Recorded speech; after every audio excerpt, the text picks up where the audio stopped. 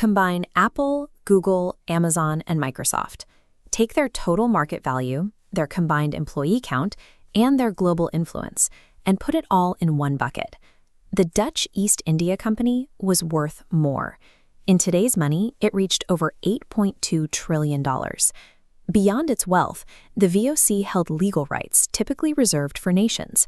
It could wage war, sign treaties, mint its own currency, and operate its own legal system. This was a fully functional, heavily weaponized country that happened to be organized as a corporation.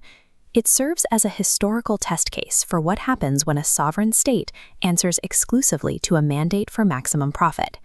In the late 1500s, the global economy ran on spices. Nutmeg, cloves, and pepper growing in Indonesia held the promise of wealth, and every merchant in the Netherlands wanted a piece of that trade.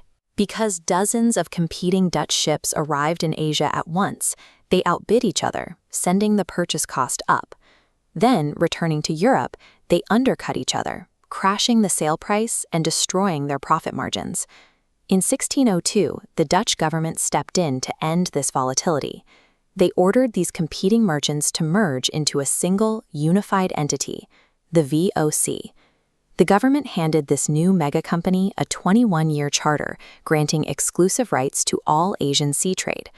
Anyone else caught trading in that region without VOC permission was breaking the law. The 1602 charter transformed the spice trade into a state-mandated monopoly, where independent competition was a criminal offense. Maintaining a permanent presence in Asia required a volume of capital that far exceeded the reach of individual merchants. To solve this, the VOC created the Amsterdam Stock Exchange to sell fractional ownership to the public. A baker, carpenter, or seamstress could suddenly own a piece of maritime ventures, funding a global military operation with their savings. But while the financial risk was distributed among thousands of everyday citizens, the actual decision-making was not. The entire global network was directed from Amsterdam by a board of just 17 men, known as the Heren 17. By pooling the investments of the working class, these 17 merchants acquired the capital necessary to command half the world's ocean trade from a single boardroom. By the mid-1600s, the VOC maintained a presence from the Persian Gulf to Japan.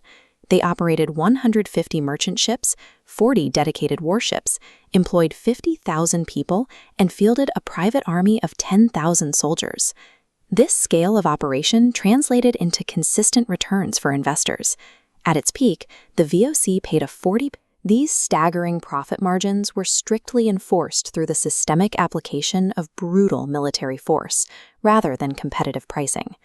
In 1621, under the command of Governor-General Jan Pieterszoon Koon, the company arrived at the Banda Islands in Indonesia. Koon ordered his troops to systematically slaughter the local population. This was a calculated military operation designed specifically to secure total control over the world's nutmeg supply.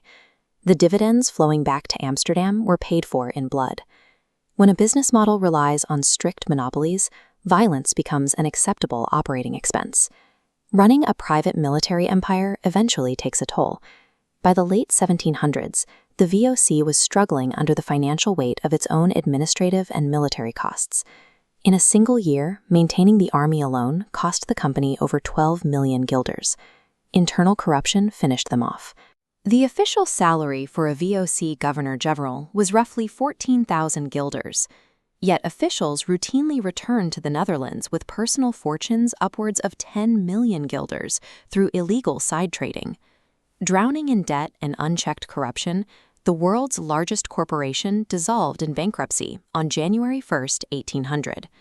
While the entity died, the financial architecture it engineered never went away. The concept of publicly traded shares, the multinational corporate structure, the stock exchange, and the pursuit of shareholder value became the baseline of our modern economy. Today's modern megacorporations hold massive economic sway, but the VOC remains the definitive proof of the devastation caused when the line between a business and a sovereign state